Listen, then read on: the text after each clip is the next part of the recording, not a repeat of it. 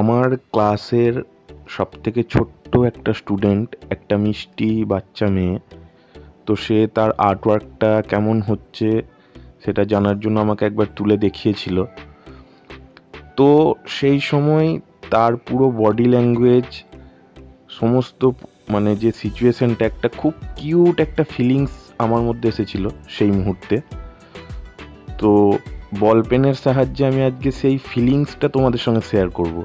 সেই মুহূর্তে যে একটা মিষ্টি কিউট একটা ফিলিংস আমার মনের মধ্যে গেঁথে যায়, সেইটাকে আজকে তোমাদের সঙ্গে শেয়ার করছি।